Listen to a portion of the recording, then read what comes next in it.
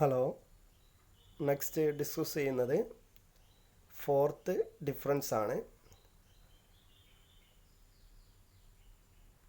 Fourth difference attitude to other concern. Joint stock കമ്പനിയുടെയും cooperative സൊസൈറ്റിയുടെയും attitudes, മറ്റു കൺസേണുകളുമായിട്ടുള്ള ആറ്റിറ്റ്യൂഡ് എങ്ങനെയാണെന്നുള്ളതാണ്. നോക്കുക. A joint stock company design its policies in such a manner as to eliminate its competitors and acquire a monopoly. Okay, ഒരു joint stock കമ്പനിയെ സംബന്ധിച്ചിടത്തോളം അതിൻ്റെ പോളിസികളും മറ്റും ഡിസൈൻ ചെയ്യുന്നത് ടു എലിമിനേറ്റ് ഇറ്റ്സ് കോമ്പറ്റീറ്റേഴ്സിനെ അവരുടെ കോമ്പറ്റീറ്റേഴ്സിനെ എലിമിനേറ്റ് ചെയ്യുക എന്നുള്ള ലക്ഷ്യം വെച്ചുകൊണ്ടാണ്. അതുപോലെ തന്നെ ടു അക്വയർ മൊണോപ്പൊളി, എന്നിട്ട് എന്ത് ചെയ്യണം, മാർക്കറ്റിൽ ഒരു മൊണോപ്പൊളി നേടിയെടുക്കണം. അപ്പോൾ മാർക്കറ്റിൽ ഒരു മൊണോപ്പൊളി നേടിയെടുക്കുക എന്ന ലക്ഷ്യത്തോടു കൂടി അവരുടെ കോമ്പറ്റീറ്റേഴ്സ് ആരൊക്കെയാണോ അവരെ എല്ലാം എലിമിനേറ്റ് ചെയ്യുക എന്നുള്ളതാണ് ഒരു ജോയിൻറ്റ് സ്റ്റോക്ക് കമ്പനിയുടെ ആറ്റിറ്റ്യൂഡ് എന്ന് പറയുന്നത്. അതിനു വേണ്ടിയിട്ടുള്ള പോളിസികളാണ് അവർ ഡിസൈൻ ചെയ്യുന്നത്. But in the case of a cooperative society it does not tries to eliminate its competitors. ഒരു ജോയിൻറ്റ് സ്റ്റോക്ക് കമ്പനിയെ പോലെ അല്ല ഒരു കോപ്പറേറ്റീവ് സൊസൈറ്റി പ്രവർത്തിക്കുന്നത്. അവരൊരിക്കലും അവരുടെ കോമ്പറ്റീറ്റേഴ്സിനെ എലിമിനേറ്റ് ചെയ്യാനുള്ള ഒരു ശ്രമം എന്ത് ചെയ്യുന്നില്ല, നടത്തുന്നില്ല. It follow A policy of integration and combination with other cooperatives. ഒരു കോപ്പറേറ്റീവ് സൊസൈറ്റി എപ്പോഴും മറ്റ് കോപ്പറേറ്റീവ് സൊസൈറ്റികളുമായിട്ട് ഇൻ്റഗ്രേറ്റ് ചെയ്ത് പ്രവർത്തിക്കാൻ, കോമ്പിനേഷനായിട്ട് പ്രവർത്തിക്കാനായിരിക്കും എന്ത് ചെയ്യുക, ട്രൈ ചെയ്യുക എന്നുള്ളതാണ് ഇത് തമ്മിലുള്ള ഡിഫറൻസ്. അപ്പോൾ ഒരു ജോയിൻറ്റ് സ്റ്റോക്ക് കമ്പനിയെ സംബന്ധിച്ചിടത്തോളം അവരുടെ ലക്ഷ്യം എന്ന് പറയുന്നത്, അൾട്ടിമേറ്റ് ആയിട്ടുള്ള എയിം എന്ന് പറയുന്നത് to earn more and more profit, കൂടുതൽ ലാഭം നേടുക എന്നുള്ളതാണ്. അപ്പം കൂടുതൽ ലാഭം നേടുന്നതിന് വേണ്ടി അവരുടെ കോമ്പറ്റീറ്റേഴ്സ് അവരെന്ത് ചെയ്യണം, ഇല്ലാതാക്കണം.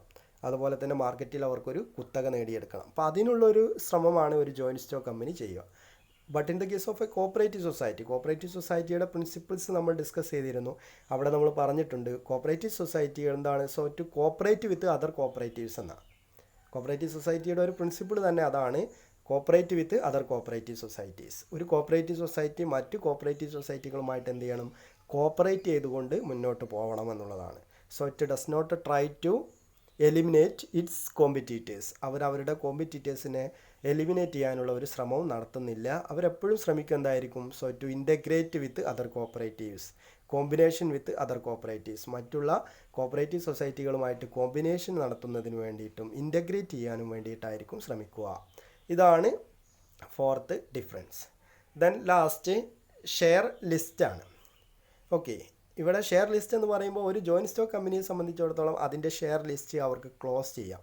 ഒരു നിശ്ചിത സമയപരിധി കഴിഞ്ഞു, അല്ലെങ്കിൽ അവർക്ക് വേണ്ട ക്യാപിറ്റൽ അവർ പബ്ലിക്കിൽ നിന്ന് സ്വീകരിച്ച് കഴിഞ്ഞിട്ടുണ്ടെങ്കിൽ അവർക്ക് എന്ത് ചെയ്യാം, ആ ഷെയർ ലിസ്റ്റ് ക്ലോസ് ചെയ്യാം. But in the case of a cooperative society അവിടെ എന്താണ്, the share list is always open, എപ്പോഴും ഓപ്പൺ ആയിരിക്കും. ആർക്ക് വേണമെങ്കിലും എപ്പോൾ വേണമെങ്കിലും എന്ത് ചെയ്യാം, ഒരു കോപ്പറേറ്റീവ് സൊസൈറ്റിയിൽ മെമ്പറായിട്ട് ചേരാം. അപ്പോൾ നോക്കുക, ഇവിടെ പറയുന്നത് a joint stock company issue shares only to the extent of the capital required by it.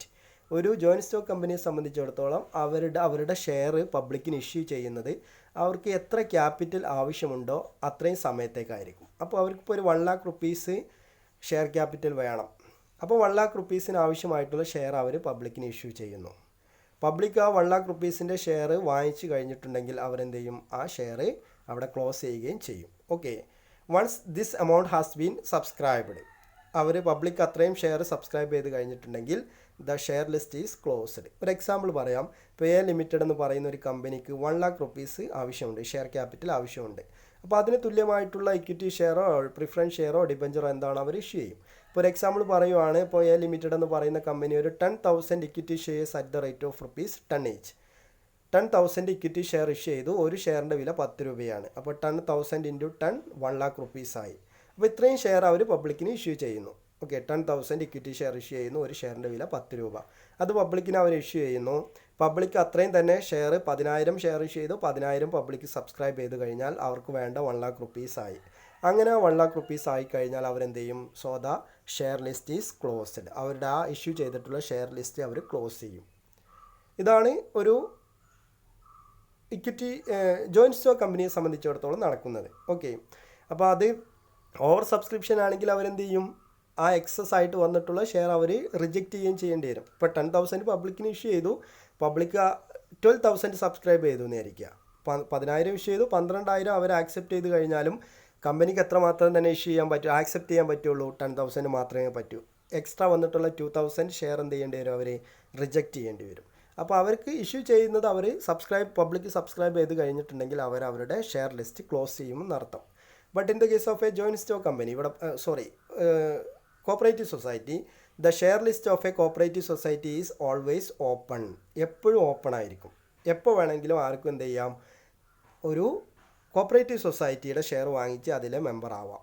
The shares are not sold above their face value. അങ്ങനെ ഒരു ഓപ്ഷനും പറയുന്നുണ്ട്. ഒരു ജോയിൻറ്റ് സ്റ്റോക്ക് കമ്പനിയുടെ ഷെയർ എന്ത് ചെയ്യാൻ പാടില്ല? അതിൻ്റെ ഫേസ് വാല്യൂവിനേക്കാൾ കൂടുതൽ വില കിട്ടിക്കഴിഞ്ഞിട്ടുണ്ടെങ്കിൽ അത് സോൾഡ് ചെയ്യാൻ പറ്റില്ല.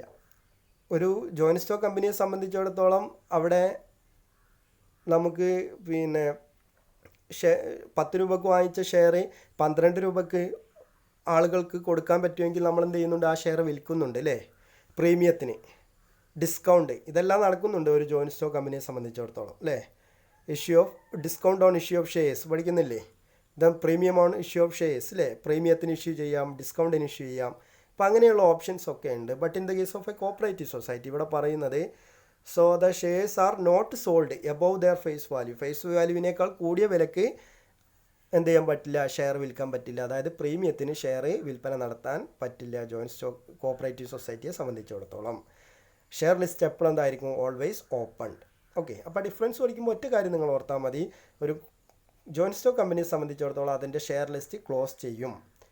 ഒരു കോപ്പറേറ്റീവ് സൊസൈറ്റിയെ സംബന്ധിച്ചിടത്തോളം അതിൻ്റെ ഷെയർ ലിസ്റ്റ് ഓൾവേസ് ഓപ്പൺ, എപ്പോഴും ഓപ്പൺ ആയിരിക്കും.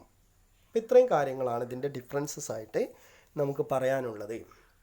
നോക്കൂ, അപ്പോൾ നമ്മൾ ഡിസ്കസ് ചെയ്തിട്ടുള്ള 5 ഡിഫറൻസ് ആണ് മെയിനായിട്ട് പറഞ്ഞിട്ടുണ്ടായിരുന്നത് അല്ലേ? Nature of business, attitude, share list അല്ലേ? ഇങ്ങനെ ഒരു 5 ഡിഫറൻസ് പറഞ്ഞിട്ടുണ്ടായിരുന്നു. അപ്പോൾ ഈ 5 ഡിഫറൻസുകൾ നിങ്ങൾ നോക്കുക. ഇത്രയാണ് corporation versus joint stock company എന്ന് പറയുന്ന പാർട്ട്. Okay, thank you.